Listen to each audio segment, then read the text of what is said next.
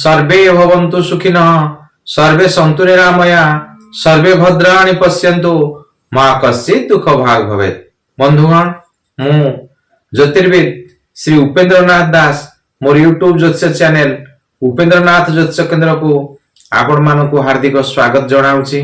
बंधुगण आमे एबे जो ज्योतिष शास्त्र विषय जानुचे शिखुचे विवाह मेलक विषय जानुचे आ पूर्व पार्ट रे आमे शिखुतिले जे राजजटक मेलक किपरि करा जाए। आज आसतु सही क्रम रे गोटे प्रमुख मेलक को आलोचना करिबा जहाँकि समस्तकर आउ निश्चित भाव में यह जानिबा कथा। आउ जे माने ज्योतिर्विद हवा को जाउछथि से माने यही तथ्य गुड़िक निश्चय जानतु। आउ यही तथ्य गुड़िक साधारण कौन ठारे आपण को एका बेले के मिल पारिबो नाही।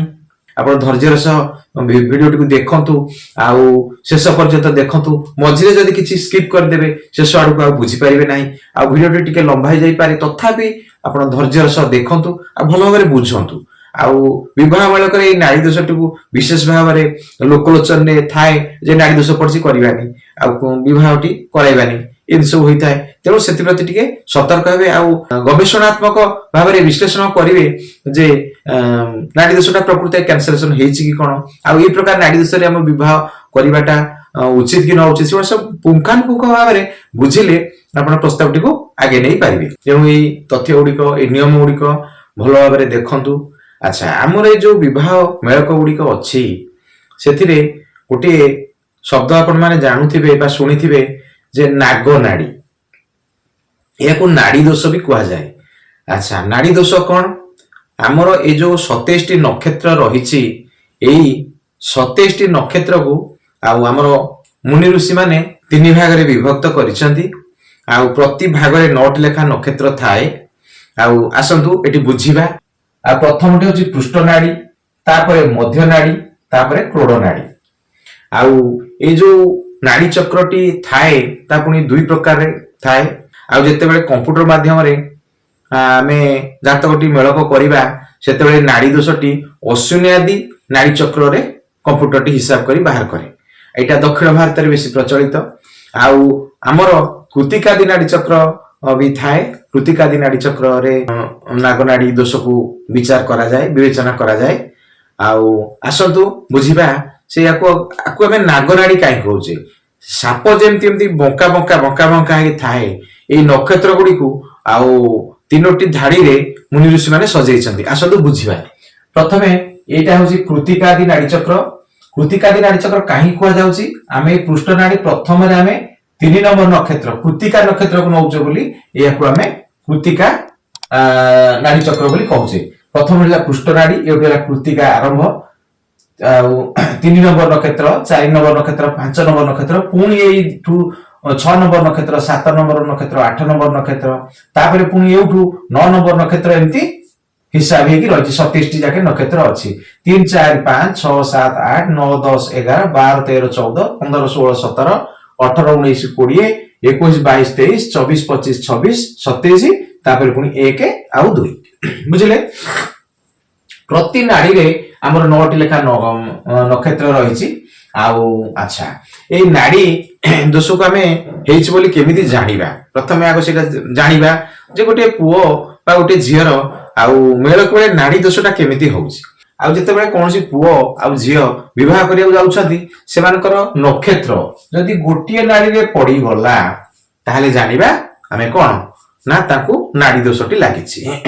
अच्छा जदि ए नाड़ी दोष लागिला ताहले जदि पृष्ठ नाड़ी रे पड़ला ताहले कोन हबो ना विवाह परे वर्षक भितरे पुओ हेउ बा झियो रोगाक्रांत हेबो आ लंबा बेमारी भोगिबो आ स्वास्थ्यगत विभिन्न प्रकार समस्या ताकू लागी रहिबो विवाह परे जदि पृष्ठ नाड़ी रे पड़ी थाए नागनाड़ी दोषटी। अच्छा तापर मध्य नाड़ी रे जदि पड़िला इटा टिके बेसी विपदपूर्ण ताले एथिरे आयुष उपरे थाए विपद थाए आउ वैधव्य गोटे सृष्टि हो जाए। आउ एटा बड़ चिंतार कारण। तेणु नाड़ी विचारटा विशेष भाव में विचार करने कथा। तापरे जदि क्रोड नाड़ी रे पड़िला ଉଭୟଙ୍କର ନକ୍ଷତ୍ର ଯଦି କ୍ରୋଡ଼ ନାଡିରେ ହେଲା ଆମେ ଜାଣିଲେ ଯେ ନାଗନାଡି ଦୋଷଟି ତ ଅଛି ଆଉ କଣ ହବ ନା ସେମାନଙ୍କର ସନ୍ତାନ କଷ୍ଟଟି ଦେଖାଦେବ ସେମାନଙ୍କର ସନ୍ତାନ ବହୁ ବିଳମ୍ବ ହେଇପାରେ ଆଉ ସନ୍ତାନ ଏମିତି ବି ନ ହେଇପାରେ ଆଉ ଯଦି ବା ସନ୍ତାନ ହେଲା କିଛି ବିକଳାଙ୍ଗ ବି ହେଇପାରେ ଏଇଭଳିଆ ସବୁ ଦୋଷ ସନ୍ତାନ କଷ୍ଟ ଉପରେ ଦୋଷଟି ରହିବ। ଆଚ୍ଛା ତାପରେ ଆଜିକାଲି ଆମେ ଜାଣୁଛେ ଯେ ନାଡି ଦୋଷଟି ଶୁଣିଦେଲା ମାନେ ଆମେ ବିବାହଟିକୁ ବର୍ଜନ କରିଦଉଛେ ନାହିଁ ସେମିତି କରିବା କଥା ନୁହେଁ କାହିଁକି ନା ଭଲ ଭଲ ପ୍ରସ୍ତାବ ତ ଏମିତି ନାଗନାଡି ଦୋଷରେ ଆପଣ ମାନେ ତାକୁ ରିଜେକ୍ଟ କରିଦେବେ ତାହେଲେ ବିବାହ କେମିତି କରିବେ ନାଗନାଡି ଦୋଷ ପ୍ରକୃତରେ ବହୁତ ମାନେ ସମୟରେ ସେଗୁଡାକ ଆପେ ଆପେ କ୍ୟାନସେଲେସନ ହେଇଯାଇଥାଏ କେତେ ଗୁଡିକ ବିଭିନ୍ନ ନିୟମ ଅଛି ମୁନି ଋଷି ମାନେ ତାକୁ ବର୍ଣ୍ଣନା କରିଛନ୍ତି ଯାହାକି ଛାଏ ଛାଏ ନାଗନାଡି ଦୋଷ ଆମେ ଦେଖୁଥିଲେ ବି ସେଗୁଡିକ ଛାଏ ଛାଏ ଖଣ୍ଡନ ହୋଇଯାଇଥାଏ ଆଉ ସେଗୁଡିକ ଆସନ୍ତୁ ଆଉ ଟିକେ ଭଲ ଭାବରେ ଆଲୋଚନା କରିବା ଆଉ ଯେତେବେଳେ ଆମେ ଗୋଟିଏ ଜାତକମୂଳକ କମ୍ପ୍ୟୁଟରରେ କରୁଛେ ଆଜିକାଲି ତ ଇଲେକ୍ଟ୍ରୋନିକ୍ସ ଯୁଗ ହେଲାଣି କମ୍ପ୍ୟୁଟରଟି ହେଉ ବା ମୋବାଇଲଟି ହେଉ ଆଉ ସେଥିରେ date of birth time of birth ପକେଇଲେ ସେ ଗୋଟିଏ ଅଷ୍ଟକୂଟମୂଳକ କରି ଆପଣଙ୍କୁ ରିପୋର୍ଟଟି ପ୍ରଦାନ କରିଦଉଛି ଆଉ ଏଇ ଅଷ୍ଟକୂଟ ମେଳକରେ ଯଦି 18 ଗୁଣରୁ ଅଧିକା ରହିଲା ବିବାହ ପାଇଁ ସିଏ ପରିମେବୁଲ ବୋଲି ଜଣାଉଛି। ଆଚ୍ଛା ତାହେଲେ କଣ ହଉଛି ଏଇ ଯୋଉ ଅଷ୍ଟକୂଟ ମେଳକ ଥାଏ ସେଥିରେ ବର୍ଣ୍ଣ ବସ୍ୟ ତାରା ଯୋନି ମୈତ୍ରୀ ଗଣ ଭକୁଟ ଆଉ ନାଡି ଏଇ ନାଡି ଦୋଷକୁ ସେଇ ଅଷ୍ଟକୂଟ ମେଳକରେ 8 ନମ୍ବର ପ୍ରଦାନ କରାଯାଇଛି ସର୍ବାଧିକ ଅଧିକ ଅଙ୍କ ତାକୁ ଦିଆଯାଇଛି ନାଡି ପାଇଁ ଆଉ ଯଦି ନାଡିଟା ନାଡି ଦୋଷ ହେଲା ବା ନାଗନାଡି ଦୋଷ ଲାଗିଲା ତାହେଲେ 8 ରୁ 0 ମିଳିବ ନହେଲେ 8 କୁ 8 ମିଳିବ ଯଦି ନାଡି ଦୋଷ ନାହିଁ କିନ୍ତୁ କଣ ହୁଏ କମ୍ପ୍ୟୁଟରରେ ସବୁବେଳେ ଯଦି ନାଡି ଦୋଷଟି ପଡିଲା ଆଉ ସିଏ ତାକୁ 8 ରୁ 0 ନମ୍ବରଟି ଦେଇ ଛାଡି ଦିଏ ଆଉ ଆପଣ ମାନେ ତାକୁ ବିବାହ ବର୍ଜନ କରନ୍ତି କିନ୍ତୁ ବହୁତ କ୍ଷେତ୍ରରେ ଅଛି ବିଭିନ୍ନ ପ୍ରକାର ଯୋଗ ଯୋଉଗୁଡା କି ନାଡି ଦୋଷ ଛାଏ ଛାଏ କ୍ୟାନସେଲ ହୋଇଯାଇଥାଏ ସେଗୁଡିକ ଟିକେ ମାନୁଆଲି ଦେଖି ଗଭୀର ଭାବରେ ବିଚାର କରି ଆପଣ ବିବାହର ସ୍ଥିର କରନ୍ତୁ ଆଉ ବହୁତ ଭଲ ଭଲ ପ୍ରସ୍ତାବ ଆଉ ଦେଖିବେ କମ୍ପ୍ୟୁଟରରେ ଆପଣ ଦେଖିଦେଲେ ଯେ ନାଡି ଦୋଷ ପଡିଛି ନାଗନାଡି ଦୋଷ ରହିଯାଇଛି ଆଉ କିନ୍ତୁ ବିବାହ ପାଇଁ ଆମେ କ୍ୟାନସେଲ କରିଦଉଛେ କିନ୍ତୁ ବହୁତ କ୍ଷେତ୍ରରେ ଏମିତିକି 60% କ୍ଷେତ୍ରରେ ଦେଖାଯାଇଛି ଯେ ନାଗନାଡି ଦୋଷଟି ଦେଖା ହେଉଥିବ କିନ୍ତୁ କଣ ହେଇଥିବ ସେ ଛାଏ ଛାଏ କ୍ୟାନସେଲେସନ ହେଇଯାଉଥିବ ଆସନ୍ତୁ ସେଇ ଉପରେ ବିଶେଷ ଭାବରେ ବିଚାର କରିବା ବିଶେଷ ଭାବରେ ଆଲୋଚନା କରିବା ଆପଣ ମାନେ ଏଥିପ୍ରତି ଟିକେ ସତର୍କତା ଅବଲମ୍ବନ କରନ୍ତୁ ଯେତେବେଳେ ଜାତକ ମେଳକଟି କରୁଛନ୍ତି ନାଗନାଡି ଦୋଷ ପାଇଁ ଆପଣ ଭଲ ଭଲ ପ୍ରସ୍ତାବ ଗୁଡାକ ହାତଛଡା କରିଦଉଛନ୍ତି ଯାହାକି ଆଉ ଥରେ ଭଲ ପ୍ରସ୍ତାବ ପାଇବା ପାଇଁ ଆପଣଙ୍କୁ କଷ୍ଟ ହଉଛି ଆଉ ବିବାହରେ ବହୁତ ବିଳମ୍ବ ଘଟୁଛି ତେଣୁ ନାଗନାଡି ଦୋଷକୁ ଆମେ ଆସନ୍ତା ଭଲ ଭାବରେ ବିଚାର କରିବା ଆଉ କିପରି ନାଗନାଡି ଦୋଷଟି କ୍ୟାନସେଲ ହୋଇଯାଇଥାଏ ୟାକୁ ବୁଝିଲେ ଆମେ ଯଦି କମ୍ପ୍ୟୁଟରରେ ଆମେ ଜାତକ ମେଳଟି କରୁଛେ ନାଗନାଡି ଦୋଷଟି କେମିତି ଦେଖାଯାଏ ନା ସେଇ 3 ଭାଗରେ ବିଭକ୍ତ ହେଇଥାଏ ଆଉ ଆଦ୍ୟ ନାଡି ବା ଆଦି ନାଡି ବି ତାକୁ କୁହାଯାଏ ମଧ୍ୟ ନାଡି ଆଉ ଅନ୍ତ ନାଡି ବା ଅନ୍ତ୍ୟ ନାଡି ବୋଲି ତାକୁ କୁହାଯାଏ এই ଆଦ୍ୟ ନାଡିରେ 9ଟି ନକ୍ଷତ୍ର ଥାଏ ଆଉ ମଧ୍ୟ ନାଡିରେ ସେଇ 9ଟି ନକ୍ଷତ୍ର ଥାଏ ଆଉ ଅନ୍ତ ନାଡିରେ ସେଇ 9ଟି ନକ୍ଷତ୍ର ଥାଏ ସେଇଭଳିଆ ନିୟମ ଯଦି ଗୋଟିଏ ଧାଡିରେ ପଡିଲା ଆଉ ଉଭୟଙ୍କର ନକ୍ଷତ୍ର ତାହେଲେ ନାଡି ଦୋଷଟି ଲାଗିଲା କମ୍ପ୍ୟୁଟରକୁ ନାଡି ଦୋଷ ଲାଗିଲେ 8 ନମ୍ବର 0 ନମ୍ବର ଦେଇଦବ ଆଉ 36 ଅଙ୍କରୁ 8 ନମ୍ବର ଛାଏ ଛାଏ କଟିଯିବ ଆଉ ତାକୁ ଆପଣ ମାନେ କଣ କରିବେ ବିବାହଟିକୁ ବର୍ଜନ କରିଦଉଛନ୍ତି କିନ୍ତୁ ସେମିତି କରନ୍ତୁ ନାହିଁ ଆସନ୍ତୁ ବହୁତ ପ୍ରକାର ନିୟମ ଅଛି ବହୁତ ପ୍ରକାର ଉପାୟ ଅଛି ଯାହା କି ନାଗନାଡି ଦୋଷ କୁଣ୍ଡଳରେ ଥିଲେ ବି ବିବାହ କରଣୀୟ ବିବାହ କରାଇଲେ ବି ଶୁଭପ୍ରଦ ହୋଇଥାଏ ଆସନ୍ତୁ ସେଗୁଡିକୁ ବୁଝିବା ପ୍ରଥମେ ଜାଣନ୍ତୁ ଯେ ଏଇ ଯୋଉ ନାଗନାଡି ଦୋଷ ଥାଏ କେତେ ଗୁଡିଏ ନକ୍ଷତ୍ର ଅଛି ଯୋଉ ନକ୍ଷତ୍ରକୁ ନାଗନାଡି ଦୋଷ ଲାଗେ ନାହିଁ ସେ ନକ୍ଷତ୍ର ଗୁଡିକ 4 ନମ୍ବର ନକ୍ଷତ୍ର ରୋହିଣୀ ନକ୍ଷତ୍ର 5 ନମ୍ବର ନକ୍ଷତ୍ର ମୃଗଶିରା ନକ୍ଷତ୍ର ଆଉ 6 ନମ୍ବର ନକ୍ଷତ୍ର ଆରଦ୍ରା ନକ୍ଷତ୍ର ଆଉ 8 ନମ୍ବର ନକ୍ଷତ୍ର ପୁଷ୍ୟା ନକ୍ଷତ୍ର ଆଉ 16 ନମ୍ବର ନକ୍ଷତ୍ର ବିଶାଖା ନକ୍ଷତ୍ର ଆଉ 22 ନମ୍ବର ନକ୍ଷତ୍ର ଶ୍ରବଣା ନକ୍ଷତ୍ର ଆଉ 26 ନମ୍ବର ନକ୍ଷତ୍ର ଉତ୍ତର ଭାଦ୍ରପଦ ନକ୍ଷତ୍ର ଆଉ 27 ନମ୍ବର ନକ୍ଷତ୍ର ରେବତୀ ନକ୍ଷତ୍ର ଏଇ ଯୋଉ 8ଟି ନକ୍ଷତ୍ର ମୁଁ ଏଠି ସ୍କ୍ରିନ ଉପରେ ଦେଖଉଛି ଆପଣ ଏଗୁଡିକ ଟିପିକି ରଖନ୍ତୁ ଆଉ ମନେ ବି ରଖନ୍ତୁ ଯେଉଁମାନେ ଜ୍ୟୋତିର୍ବିଦ ହେବାକୁ ଯାଉଛନ୍ତି ସେ ଟିକେ ଗଭୀର ଭାବରେ ଆକୁ ଆଲୋକପାତ କରନ୍ତୁ କାହିଁକି ନା ଇଏ ଗୋଟିଏ ଜୀବନର କଥା ଆଉ ଗୋଟିଏ ପୁଅ ଝିଅର ସାରା ଦାମ୍ପତ୍ୟ ଜୀବନର କଥା। ତେଣୁ ଏଗୁଡିକ ଟିକେ ଭଲ ଭାବରେ ବୁଝନ୍ତୁ। ଏଇ ଯୋଉ 8ଟି ନକ୍ଷତ୍ର ରହିଲା, ଏଇ ନକ୍ଷତ୍ର ଭିତରେ ଆଉ ନାଗନାଡି ଦୋଷ ପଡୁଥିଲେ ସେଇଟା ଛାଏ ଖଣ୍ଡନ ହେଇଯାଇଥାଏ, ଏକୁ ନାଗନାଡି ଦୋଷ ଧରାଯାଏ ନାହିଁ। ଆଚ୍ଛା, ପୁଣି ମୁନି ଋଷି ମାନେ ଆକୁ ନିୟମ କରିଛନ୍ତି ଯେ ନାଗନାଡି ଦୋଷଟି କେବଳ ବିପ୍ରବର୍ଣ୍ଣ ରାଶି, ଯେ କି କର୍କଟ, ବିଛା ଆଉ ମୀନ, ଏଇ ରାଶି ମାନଙ୍କ ପାଇଁ ବିଶେଷ ଭାବରେ ଧରାଯାଏ। ଆଉ କିନ୍ତୁ କଣ ବୈଜ୍ଞାନିକ ଭିତରେ ଆପଣ ଟିକେ ବୁଝନ୍ତୁ, ନାଡି ଦୋଷ ଯୋଉଟା ହଉଛି ଆମର ବ୍ଲଡ ମ୍ୟାଚିଂଟା, ଆଉ ଆମେ ଯେତେବେଳେ ମୁନି ଋଷି ମାନେ ବହୁତ ଆଗରୁ ତ ଏ ନିୟମଟି କରିଛନ୍ତି ନା, ବିଜ୍ଞାନ ତା ପଛରେ ବ୍ଲଡ ମ୍ୟାଚିଂ ଜିନିଷ ଗୁଡାକ ଆଣିଛି ଲୋକଲୋଚନକୁ। ଆଉ କଣ ହେଇଛି ନା ଏଇ ନାଡି କଣ କେବଳ ସେଇ ଯୋଉ 3ଟି ରାଶି ବା ବିପ୍ରବର୍ଣ୍ଣର ରାଶି ସେଇମାନଙ୍କୁ ପାଇଁ ପ୍ରଯୁଜ୍ୟ ହବ, ଅନ୍ୟମାନଙ୍କୁ ପ୍ରଯୁଜ୍ୟ ହବ ନାହିଁ, ଏ କଥାଟି ବି ଠିକ ନୁହଁ। ଆଉ ଏଇ ଯୋଉ ନାଡି ଦୋଷଟି ଆଉ ସବୁ ବର୍ଣ୍ଣ, ସବୁ ଜାତି ଆଉ ସମସ୍ତଙ୍କ ପାଇଁ ପ୍ରଯୁଜ୍ୟ ହବ, କାରଣ ଏଟା ବ୍ଲଡ ମ୍ୟାଚିଂ କଥା। ଯେତେବେଳେ ବର କନ୍ୟାଟିଏ ବିବାହ କରିବେ, ସେ ଯୋଉ ସନ୍ତାନଟି ଉତ୍ପନ୍ନ କରିବେ ସେଟା ସୁସ୍ଥ ସବଳ, ହୃଷ୍ଟପୃଷ୍ଟ ଆଉ ନିରୋଗୀ ହେଇ ଜନ୍ମ ହବା ଦରକାର। ତେଣୁ ନାଡି ଦୋଷ ଥିଲେ ଏଗୁଡାକ ଟିକେ ଅସୁବିଧା ହେଇଥାଏ। ଆଉ ଏବେ ଯାହା ବିଜ୍ଞାନ ବ୍ଲଡ ମ୍ୟାଚିଂ ରେ କହୁଛି, ମୁନି ଋଷି ମାନେ ତାକୁ ନାଗନାଡି ବା ନାଡି ଦୋଷରେ ସେ ବିଷୟ ଗୁଡିକ ଆମକୁ ଜଣାଇଛନ୍ତି। ବହୁତ ପୂର୍ବରୁ, ବିବାହ ପୂର୍ବରୁ ଆମେ ଜାଣିପାରିବା ଯେ ଗୋଟିଏ ବର ଆଉ ଗୋଟିଏ କନ୍ୟାର ନାଡି ଦୋଷ ଥିଲେ କଣ ସବୁ ସୁବିଧା ଅସୁବିଧା ହୁଏ, ବୁଝିଲେ। ଆଚ୍ଛା, ଆସନ୍ତୁ ଏଇ ଯୋଉ 8ଟି ନକ୍ଷତ୍ର ତାକୁ ଟିକେ ବୁଝିବା। ମନେ କରନ୍ତୁ ଗୋଟିଏ ବରର ହଉଛି ରୋହିଣୀ ନକ୍ଷତ୍ର। ଦେଖନ୍ତୁ ଗୋଟିଏ ବରର ନକ୍ଷତ୍ର, ଏଇଟା ହେଲା ମୁଁ ଲେଖୁଛି ବୟ ଲେଖୁଛି, ଏଟା ଗୋଟେ ବରର ହେଲା ରୋହିଣୀ ନକ୍ଷତ୍ର। ଏଠି ଦେଖନ୍ତୁ ରୋହିଣୀ ନକ୍ଷତ୍ର କୋଉଠି ମଧ୍ୟ ନାଡିରେ ଅଛି, 4 ନମ୍ବର ନକ୍ଷତ୍ରଟି ମଧ୍ୟ ନାଡିରେ ଅଛି। ଆଚ୍ଛା, ଆଉ ଏହି ନକ୍ଷତ୍ର ମଧ୍ୟରୁ ଏଇ ଲାଇନରେ ଯୋଉ ଗୁଡିକ ପଢୁଥିବ ସେମାନଙ୍କୁ ହବ ନାଗନାଡି ଦୋଷ। କିନ୍ତୁ କଣ ହବ ଦେଖନ୍ତୁ, ଆଚ୍ଛା 4 ନମ୍ବର ନକ୍ଷତ୍ର 5 ନମ୍ବର ନାଗନାଡି ହବ ନାହିଁ, ଇଏ ଅଲଗା ନାଡି ଅଲଗା ନାଡି। 6 ନମ୍ବର ନକ୍ଷତ୍ର ବି ହେବ ନାହିଁ, ଅଲଗା ନାଡିରେ ଅଛି। 8 ନମ୍ବର ନକ୍ଷତ୍ର ଟି ଅଲଗା ନାଡିରେ ଅଛି, ଇଏ ବି ନାଡି ଦୋଷ ଧରିବ ନାହିଁ। ଆଚ୍ଛା 16 ନମ୍ବର ନକ୍ଷତ୍ର ବିଶାଖା ନକ୍ଷତ୍ର, ଏଠି ଦେଖନ୍ତୁ 16 ନମ୍ବରଟା ଏଇଠି ଅଛି, 4 ନମ୍ବର ଏଇଠି ଅଛି, ଏଇଠି ହେଲା କଣ ହେଲା ନା ଆମର ନାଡି ଦୋଷ ପଡିଲା। ଆଚ୍ଛା, ନାଡି ଦୋଷ ଯଦି ପଡିଲା ତାହେଲେ କିନ୍ତୁ କଣ ହବ ନା ଆମର ଏଇ 8ଟି ନକ୍ଷତ୍ର ଦିଟାକ ପଡୁଛି, 16 ନମ୍ବର ଆଉ 4 ନମ୍ବର। ବିଶାଖା ଆସିବ ତୁଳା ରାଶି, 3 ପାଦ ଭିତରେ ତୁଳା ରାଶିରେ ଆସିବ। ଏଠି ଟିକେ ବୁଝନ୍ତୁ ଯେ ଆମର ବୃଷ ରାଶିର ଅଧିପତି କିଏ? ବୃଷ ରାଶିର ଅଧିପତି ହଉଛନ୍ତି ଶୁକ୍ର, ଆମେ ଆଗରୁ ତ ଜାଣିଛେ ପଢିଛେ ଭଲ କି। ଆଉ ତୁଳା ରାଶିର ଅଧିପତି କିଏ ଆସିବ? ତୁଳା ରାଶିର ଅଧିପତି ବି ସେଇ ଶୁକ୍ର ଆସିବ।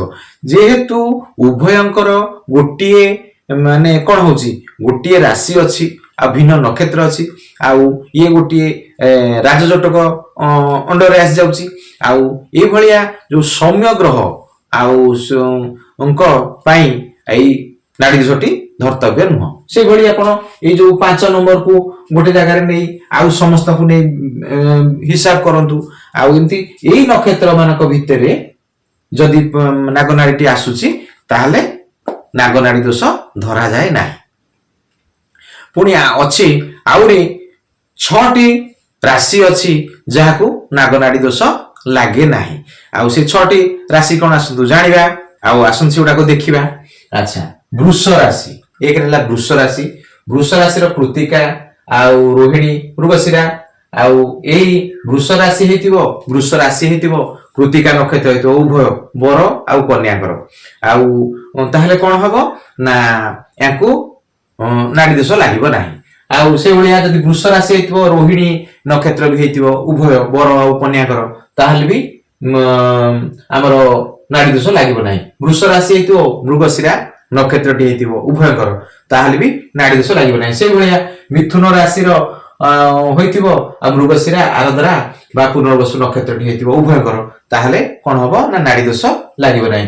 କନ୍ୟାର ରାଶି ହୋଇଥିବ, ପୂର୍ବ ଉତ୍ତରା ଫାଲ୍ଗୁନୀ ନକ୍ଷତ୍ର ହେଇଥିବ ବା ହସ୍ତା ନକ୍ଷତ୍ର ହେଇଥିବ ବା ଚିତ୍ରା ନକ୍ଷତ୍ର ହେଇଥିବ ଉଭୟଙ୍କର, ତାହେଲେ କଣ ହବ ନାଡି ଦୋଷ ଲାଗିବ ନାହିଁ। ଆଉ ସେଇଭଳିଆ ତୁଳା ରାଶି ହେଇଥିବ, ଚିତ୍ରା ନକ୍ଷତ୍ର, ସ୍ୱାତି ନକ୍ଷତ୍ର, ବିଶାଖା ନକ୍ଷତ୍ର ହେଇଥିବ, ଉଭୟଙ୍କର ଯଦି ଏକା ନକ୍ଷତ୍ର ହେଇଥିବ, ଏକା ରାଶି ହେଇଥିବ, ତାହେଲେ ବି ନାଡି ଦୋଷ ଲାଗେ ନାହିଁ। ଆଉ ଧନୁର ସେମିତି ମୂଳା ଧନୁ, ପୂର୍ବାଷାଢା ଧନୁ, ଉତ୍ତରାଷାଢା ଧନୁ ଯଦି ଉଭୟଙ୍କର ହେଇଥିବ ତାହେଲେ ନାଡି ଦୋଷ ଲାଗିବ ନାହିଁ। ସେଭଳିଆ ମୀନ ରାଶି ପୂର୍ବ ଭାଦ୍ରପଦ, ଉତ୍ତର ଭାଦ୍ରପଦ ଆଉ ରେବତୀ ନକ୍ଷତ୍ର ହେଇଥିବ, ଆଉ ମୀନ ରାଶିଟି ହେଇଥିବ, ଆଉ ଏଇ ରାଶି ନକ୍ଷତ୍ର ଯଦି ବରକନ୍ୟାଙ୍କର ହେଇଥିବ ତାହେଲେ ବି ନାଡି ଦୋଷ ଲାଗେ ନାହିଁ। ଆମେ ବେଳେ ବେଳେ କଣ କରୁ ଯେ ନାଡି ଦୋଷ ଦେଖିଦଉ, ସାଧାରଣତଃ ଭାବେ ଦେଖିଦଉ ଯେ ଗୋଟିଏ ଲାଇନରେ ପଡିଯାଇଛି ନକ୍ଷତ୍ର ଆଉ ନାଡି ଦୋଷଟି ଲାଗିଛି, ଆଉ ଆମେ ବିବାହଟିକୁ କ୍ୟାନସଲ କରିଦଉ। କିନ୍ତୁ ଏମିତି କରିବା ଉଚିତ ନୁହେଁ। ଏମିତି କଲେ ତ ଆପଣ ବହୁତ ପ୍ରସ୍ତାବ ହାତଛଡା କରିବେ, ଆଉ ଶେଷକୁ ଆପଣ ଆଉ ପ୍ରସ୍ତାବ ପାଇବେ କି ନ ପାଇବେ, ଏଭଳିଆ ସବୁ ଆଉ ବିପଦ ଆସିକି ପହଞ୍ଚିବ, ଆଉ ଏଭଳିଆ ସବୁ ସମସ୍ୟା ଆସିକି ପହଞ୍ଚିବ। ଆଉ ଭଲ ପ୍ରସ୍ତାବ ଟିକେ ପାଉଛନ୍ତି, ଆଉ ନାଡି ଦୋଷର ଏତେ ଗୁଡିଏ କ୍ୟାନସେଲେସନ ଅଛି, ଆଉ ତାପରେ ଆହୁରି ବି କ୍ୟାନସେଲେସନ ଅଛି, ମୁଁ ବୁଝେଇବି ଭଲ ଭାବରେ। ଆପଣ ଧୈର୍ଯ୍ୟର ସହ ଭିଡିଓଟିକୁ ଦେଖନ୍ତୁ, ଆଉ ଶେଷ ପର୍ଯ୍ୟନ୍ତ ଦେଖନ୍ତୁ। ମଝିରେ ଯଦି କିଛି ସ୍କିପ୍ କରିଦେବେ ଶେଷ ଆଡକୁ ଆଉ ବୁଝିପାରିବେ ନାହିଁ, ଆଉ ଭିଡିଓଟି ଟିକେ ଲମ୍ବା ହେଇଯାଇପାରେ, ତଥାପି ଆପଣ ଧୈର୍ଯ୍ୟର ସହ ଦେଖନ୍ତୁ ଆଉ ଭଲ ଭାବରେ ବୁଝନ୍ତୁ। ଆଉ ବିବାହ ବେଳକରେ ଏଇ ନାଡି ଦୋଷଟିକୁ ବିଶେଷ ଭାବରେ ଲୋକଲୋଚନରେ ଥାଏ ଯେ ନାଡି ଦୋଷ ପଡିଛି କରିବାନି, ଆଉ ବିବାହଟି କରାଇବାନି, ଏମିତି ସବୁ ହୋଇଥାଏ। ତେଣୁ ସେଥିପ୍ରତି ଟିକେ ସତର୍କ ହେବେ। ଆଉ ନାଡି ଦୋଷଟା ପ୍ରକୃତ କ୍ୟାନସେଲେସନ ହେଇଛି କି କଣ, ଆଉ ଏଇ ପ୍ରକାର ନାଡି ଦୋଷରେ ଆମ ବିବାହ କରିବାଟା ଉଚିତ କି ନ ଉଚିତ, ସେଗୁଡ଼ା ସବୁ ପୁଙ୍ଖାନୁପୁଙ୍ଖ ଭାବରେ ବୁଝିଲେ ଆପଣ ପ୍ରସ୍ତାବଟିକୁ ଆଗେଇ ନେଇ ପାରିବେ। ବୁଝିଲେ? ଆଉ ଏଇ ଯୋଉ 6ଟି ଆମର ରାଶି ନେଲେ, ଆଚ୍ଛା ଏମାନଙ୍କୁ କାହିଁକି ଆମେ ମୁନି ଋଷି ମାନେ କହିଛନ୍ତି ଯେ ଆମେ ଏଗୁଡିକ ନାଡି ଦୋଷ ଲାଗିବ ନାହିଁ, କାହିଁକି କହିଛନ୍ତି? ଆଚ୍ଛା ଏଇ ଯୋଉ ଦେଖନ୍ତୁ 6ଟି ଯାକ ରାଶି ଅଛି, ଏମାନଙ୍କର ରାଶ୍ୟାଧିପତି ହଉଛି କିଏ? ବୁଧ, ଗୁରୁ ଆଉ ଶୁକ୍ର। ଦେଖନ୍ତୁ ବୃଷର ଅଧିପତି କିଏ? ବୃଷର ଅଧିପତି ହଉଛନ୍ତି ଶୁକ୍ର, ଆଉ ଏଠି ତୁଳାର ଅଧିପତି ହଉଛନ୍ତି ଶୁକ୍ର। ମିଥୁନର ଅଧିପତି କିଏ ହଉଛନ୍ତି? ମିଥୁନର ଅଧିପତି ହଉଛନ୍ତି ବୁଧ, ଆଉ କନ୍ୟାର ଅଧିପତି ବୁଧ। ଆଉ ସେଇଭଳିଆ ଧନୁର ଅଧିପତି କିଏ? ଗୁରୁ, ଆଉ ମୀନର ଅଧିପତି କିଏ? ଗୁରୁ। ଆଉ ତେଣୁ ଏଇ ଯୋଉ ସୌମ୍ୟ ଗ୍ରହ ଏଗୁଡାକ ରହିଲେ ଯେ ବୁଧ, ଗୁରୁ, ଶୁକ୍ର, ଏମାନଙ୍କ ରାଶିରେ ଆଉ ସେଇ ରାଶିର ନକ୍ଷତ୍ରରେ ନାଡି ଦୋଷ ଲାଗେ ନାହିଁ। ବୁଝିଲେ ଭଲ କି? କଥାଟି ସହଜର କଥା, ଆଉ ଖାଲି ଟିକେ ବୁଝିପାରିଲେ ହବ। ଆଉ ଯୋଉମାନେ ଜ୍ୟୋତିର୍ବିଦ ହବାକୁ ଯାଉଛନ୍ତି ସେମାନେ ଟିକେ ଅଧିକ ଭାବରେ ୟାକୁ ବୁଝନ୍ତୁ।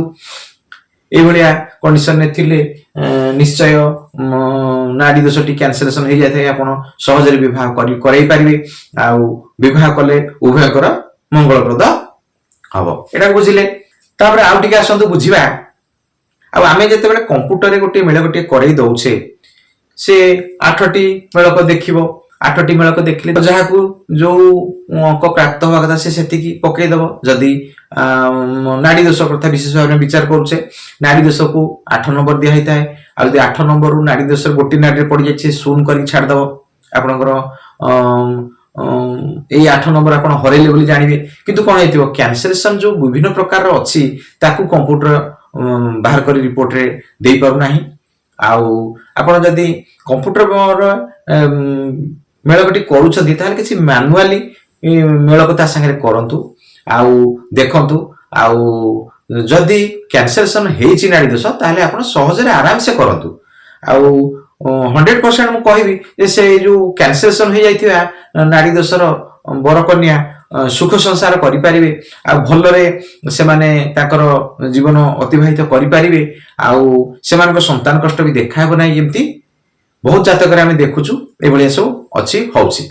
ଆଚ୍ଛା ତାପରେ ଆଉ ଯେତେ ଆମେ ଅଷ୍ଟକୂଟ ମେଳକ କରିଲେ ମଧ୍ୟ ନାଡି ଦୋଷ, ମନେ କରନ୍ତୁ ନାଡି ଦୋଷଟି ଲାଗିଛି, ନାଡି ଦୋଷଟି ଲାଗିଲେ ଆମେ 8 ନମ୍ବର ହରେଇଲେ, ସେପଟେ ଯଦି ମେଳକୁ କରିବା ଆମେ ନିହାତି 28 ନମ୍ବରରୁ ଅଧିକା ଅଙ୍କ ପାଉଛେ। ଆଉ ତାପରେ ଦେଖିବା କଣ ନା ଟିକେ ବିଚାର କରିବା, ଯଦି ପୁଅର କୁଣ୍ଡଳୀ ହେଇଥିବ ତାହେଲେ ସପ୍ତମ ଭାବକୁ, ଆଉ ସପ୍ତମେଶକୁ, ଆଉ କଣ ହେଇଥିବ ଶୁକ୍ରକୁ କାହିଁ ଆମେ ବିଚାର କରୁଛେ? ପୁଅ କୁଣ୍ଡଳୀରେ ଶୁକ୍ର ହଉଛି ସ୍ତ୍ରୀ କାରକ, ତା ପାଇଁ ସ୍ତ୍ରୀ କାରକ ଗ୍ରହଟିଏ। ଏମାନଙ୍କର ସ୍ଥିତି ଯଦି ଭଲ ଅଛି, ଆଉ ସନ୍ତାନ ଭାବ ପଞ୍ଚମ ଭାବ ଯଦି ଭଲ ଅଛି, ତାହେଲେ ବି ଆପଣ ନିଶ୍ଚିତ ହୋଇ ବିବାହ କରାନ୍ତୁ। ନାଡି ଦୋଷ ଲାଗିଥିଲେ ବି ଆପଣ ନିଶ୍ଚିତ ଭାବରେ ବିବାହ କରାନ୍ତୁ, କିଛି ଅସୁବିଧା ହେବ ନାହିଁ। ଆଉ ସେଇଭଳି ଯଦି ଝିଅର କୁଣ୍ଡଳୀଟି ଆମେ ବିଚାରକୁ ନଉଛେ, ଆଉ ଝିଅର କୁଣ୍ଡଳୀ ସେମିତି ସପ୍ତମ ଭାବକୁ ଦେଖିବେ, ସପ୍ତମେଶକୁ ଟିକେ ଦେଖିବେ, ବିଚାର କରିବେ। ଆଉ ଗୁରୁ, ଝିଅ କୁଣ୍ଡଳୀରେ ଗୁରୁଙ୍କୁ ବିଚାର କରିବେ, ଗୁରୁ ହେଉଛି ତାର ପତି କାରକ ଗ୍ରହଟିଏ। ଆଚ୍ଛା ଦେଖିବେ ସପ୍ତମ ଭାବ ଭଲ ଥିବ, ଆଉ ସପ୍ତମେ ଅସ୍ତ ହୋଇନଥିବେ, ନିଚସ୍ତ ହୋଇନଥିବେ, ଆଉ 6, 8, 12 ଘରେ ବସି ନଥିବେ, ଏଇଭଳିଆ କଣ୍ଡିସନ ଯଦି ଥିବ ତାହେଲେ ଆପଣ ନିଶ୍ଚିତ ହେଇଯାଆନ୍ତୁ ଯେ ବିବାହ କଲେ ସେମାନଙ୍କର ଶୁଭପ୍ରଦ ହେବ। ଆଉ ବିବାହ ମେଳକରେ ଅଶୁଭ ଆଉ ମେଳକରେ ଯଦି ନାଡି ଦୋଷ ବି ଲାଗୁଛି ତାହେଲେ ବି ଆପଣ ବିବାହ କରାନ୍ତୁ, କିଛି ଅସୁବିଧା ହେବ ନାହିଁ। ଆଉ ଏଇ ନାଡି ଦୋଷ ଗୋଟିଏ ପ୍ରମୁଖ ସମସ୍ୟା ବି ଦେଖାଯାଉଛି ଯେ ନାଡି ଦୋଷ ଅଛି, ବାହାଘର କରିବାନି, ପ୍ରସ୍ତାବଟି ଭାଙ୍ଗିଲେ, ଭଲ ଭଲ ପ୍ରସ୍ତାବ ଏମିତି ଆପଣଙ୍କ ହାତରୁ ଚାଲିଯିବ, ଆଉ ବିବାହ କରିପାରିବେ ନାହିଁ, ବିବାହ ବହୁତ ଡେରି ହେବ। ଆଉ ଏଇ ଯୋଉ ବିବାହ ମେଳକରେ ଆପଣ ମାନୁଆଲି କିଛି ମେଳକ କରନ୍ତୁ, ଯାହାକି ବହୁତ ଭଲ ସେମାନଙ୍କର ଜୀବନରେ ରହିବ। ଆଉ ସେଗୁଡିକ ହଉଛି କଣ, ପ୍ରଥମେ ଟିକେ ଉଭୟଙ୍କର କୁଣ୍ଡଳୀ ଲଗ୍ନକୁ ଦେଖିବେ, ଉଭୟଙ୍କର ଲଗ୍ନକୁ ଦେଖିବେ, ଆଉ ଲଗ୍ନାଧିପତି ଅସ୍ତ ହୋଇଯାଇନାହାନ୍ତି ତ ତାକୁ ଟିକେ ବିଚାର କରିବେ, ଆଉ ପଞ୍ଚମ ଭାବକୁ ବିଶେଷ କରି ଦେଖିବେ, ଦ୍ୱିତୀୟ ଭାବ ଆଉ ସେମାନଙ୍କର ପରିବାର, ଉଭୟଙ୍କର ପରିବାର କୁ ଟିକେ ଦ୍ୱିତୀୟ ଭାବରୁ ବିବେଚନା କରିବେ। ଝିଅଟିଏ ତା ଘର ଛାଡି ଆସି ଆଉ ଗୋଟିଏ ନୂଆ ଘରେ ଚଳିବ, ତେଣୁ ଉଭୟଙ୍କର ପରିବାର ଭିତରେ କେମିତି ତା ଗ୍ରହ ମାନଙ୍କର ସ୍ଥିତି ଅଛି ତାକୁ ଦେଖିବେ। ଆଉ ରାଶି ଅଧିପତି ଆଉ ଚନ୍ଦ୍ର ରାଶିର ଅଧିପତି ତାକୁ ଟିକେ ବିଚାର କରିବେ। ରାଶ୍ୟାଧିପତି ଯଦି ମାନେ ମିତ୍ରତା ଥିବ ଆଉ ଭଲ ଥିବ ତାହେଲେ ବି ବିବାହ କଲେ ଶୁଭପ୍ରଦ ହେବ। ଏମିତି ସବୁ ବିଚାର ବିଭିନ୍ନ ପ୍ରକାର ଥାଏ, ତାକୁ ଟିକେ ଦେଖିବେ, ଆଉ ଦେଖିକି ବିଚାରଟି କରନ୍ତୁ, ବୁଝିଲେ। ତାପରେ ଆସନ୍ତୁ ଆଉ ଟିକେ ଅଧିକ ବିଚାର ବ୍ୟବସ୍ଥାକୁ ଯିବା। ଆଚ୍ଛା, ଆମର କଣ ହେଇଛି ନା, ଯଦି ନାଡି ଦୋଷ ଖଣ୍ଡନ ହୁଏ କେମିତି, ଯଦି ରାଜଜୋଟକ ମେଳକଟିଏ ଥିବ, କୁଣ୍ଡଳଟି ଦେଖିବେ, ବର କନ୍ୟାକର ଦେଖିବେ ରାଜଜୋଟକଟି ପଡିଛି, ତଥାପି ନାଡି ଦୋଷଟି ରହୁଛି, ସେ କ୍ଷେତ୍ରରେ ନାଡି ଦୋଷଟି ଲାଗେ ନାହିଁ, ଇଏ ଗୋଟିଏ ପ୍ରକାର ଖଣ୍ଡନ। ଦ୍ୱିତୀୟ ପ୍ରକାର ହଉଛି ସମ ରାଶି ସମ ନକ୍ଷତ୍ର। ଯଦି ସମ ରାଶି ହେଇଥିବ, ଗୋଟିଏ ରାଶି ହେଇଥିବ, ଆଉ ସେଇ ରାଶିର ଯୋଉ ନକ୍ଷତ୍ର 3ଟି ଥିବ, ସେଇ ନକ୍ଷତ୍ର ଭିତରୁ ଉଭୟଙ୍କର ସମ ରାଶି ଥିବ, ସମ ନକ୍ଷତ୍ର ଥିବ। ତାପରେ ଗୋଟିଏ କଥା ଆଉ ଟିକେ ଜାଣି ରଖନ୍ତୁ ଯେ ପ୍ରତ୍ୟେକ ନକ୍ଷତ୍ରର 4ଟି ଚରଣ ଥାଏ, ଗୋଟିଏ ଚରଣ, 2 ଚରଣ, 3 ଚରଣ ଆଉ 4 ଚରଣ। ଆଉ ଯଦି ଏଇ ଉଭୟଙ୍କର ସମ ରାଶି ଥିବ, ସମ ନକ୍ଷତ୍ର ଥିବ, ଚରଣ ଅଲଗା ହେଇଥିବ, ତାହେଲେ କଣ ହବ ନା ନାଡି ଦୋଷ ସମ୍ପୂର୍ଣ୍ଣ ଖଣ୍ଡନ ହେଇଯାଏ, ଆଉ ଏଥିରେ ବିବାହ କଲେ କିଛି ଅସୁବିଧା ନାହିଁ।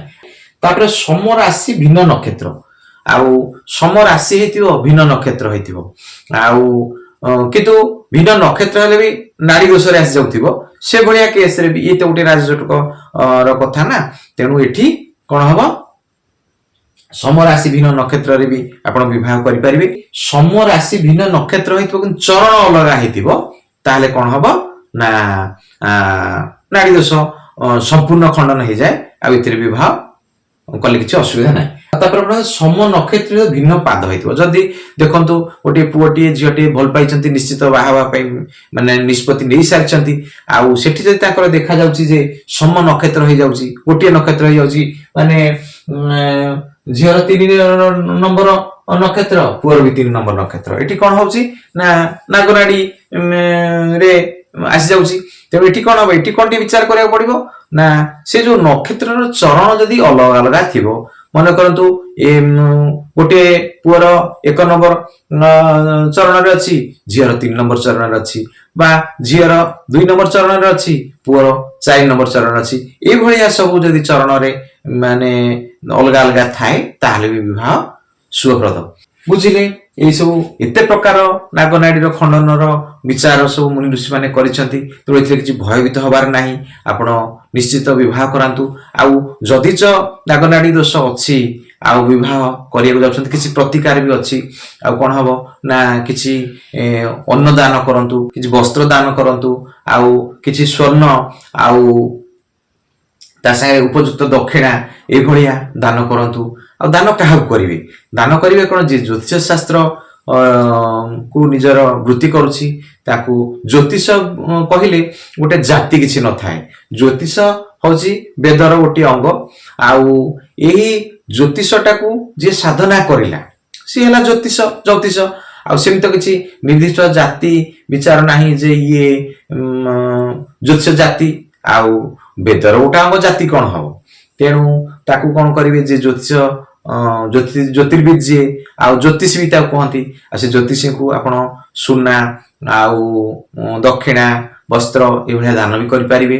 ଆଉ ସମସ୍ତଙ୍କ ପାଖରେ ସୁନା ଦାନ କରିବାର ତ ସକ୍ଷମ ହେଇପାରେ ନ ହେଇପାରେ, ତେଣୁ ସୁନା ବଦଳରେ ଆପଣ 1 କିଲୋ ହଳଦୀ ଆଉ ଗୋଟେ ତମ୍ବା ପାତ୍ରରେ ହଳଦୀ ଆଉ କିଛି ଉପଯୁକ୍ତ ଦକ୍ଷିଣା ଏଭଳିଆ ରଖିକି ଆପଣ ଜ୍ୟୋତିଷୀଙ୍କୁ ହଉ ବା ବ୍ରାହ୍ମଣଙ୍କୁ ହଉ ବା ଆପଣଙ୍କ ପୁରୋହିତଙ୍କୁ ହଉ କିଛି ଦାନ କରି ଆପଣ ବିବାହ କରିବା ପାଇଁ ଆଗାନ୍ତୁ, କିଛି ଅସୁବିଧା ନାହିଁ। ଏଭଳି ଦାନ କରି ପ୍ରତିକାର କରି ଆପଣ ବିବାହ କରାଇଲେ ସେଇ ବର କନ୍ୟାଙ୍କର ଦାମ୍ପତ୍ୟ ଜୀବନ ସୁଖମୟ ହେବ ଆଉ ସେମାନଙ୍କର ସବୁ ନାଡି ଦୋଷ ଖଣ୍ଡନ ହେଇଯିବ। ଆଉ ଏପର୍ଯ୍ୟନ୍ତ ଯୋଉମାନେ ମୋ ଚ୍ୟାନେଲକୁ ସବସ୍କ୍ରାଇବ କରିନାହାନ୍ତୁ ବର୍ତ୍ତମାନ ହିଁ ସବସ୍କ୍ରାଇବ କରିନିଅନ୍ତୁ, କାହିଁକି ନା এই ଜ୍ୟୋତିଷ ଭିତ୍ତିକ ଶିକ୍ଷା କାର୍ଯ୍ୟକ୍ରମ ଆଗକୁ ବହୁତ ତ ଆମେ ଦେଖିବାକୁ ଯିବା। ତେଣୁ ଆପଣ ଯଦି ଆଉ ସବସ୍କ୍ରାଇବ ଟେ କରିଦେବେ ତାହେଲେ ସହଜରେ ପ୍ରଥମ କରି ଦେଖିପାରିବେ। ଆଉ ଲାଇକ୍ ଟେ କରିବାକୁ ଭୁଲିବେ ନାହିଁ। ଆଉ ଅନ୍ୟମାନଙ୍କ ନଲେଜ ପାଇଁ ଆଉ এই ଭିଡିଓଟିକୁ ସେୟାର ମଧ୍ୟ କରନ୍ତୁ। ଆଉ ସର୍ବସାଧାରଣ ଲୋକ ଏହି ନିୟମର ଉପଯୁକ୍ତ ବ୍ୟବହାର କରନ୍ତୁ, ଜାଣନ୍ତୁ। ଆଉ ବହୁତ କ୍ଷେତ୍ରରେ ଦେଖାଯାଉଛି ଯେ ନାଡି ଦୋଷ ପଡିଛି କ୍ୟାନସେଲ କରିଦଉଛନ୍ତି, ଭଲ ଭଲ ପ୍ରସ୍ତାବ ଗୁଡା ଆପଣଙ୍କ ହାତରୁ ପଳେଇ ଯାଉଛି। ତେଣୁ ନିଶ୍ଚୟ ଏହାକୁ ସେୟାର କରନ୍ତୁ, ବହୁତ ମାତ୍ରାରେ ସେୟାର କରନ୍ତୁ, ସମସ୍ତଙ୍କ ଲୋକଲୋଚନକୁ ଏହି ନାଡି ଦୋଷ ବିଷୟଟି ଆସୁ, ସେମାନେ ଜାଣନ୍ତୁ। ହଉ ରହୁଛି, ମୁଁ ଜ୍ୟୋତିର୍ବିଦ ଶ୍ରୀ ଉପେନ୍ଦ୍ରନାଥ ଦାସ।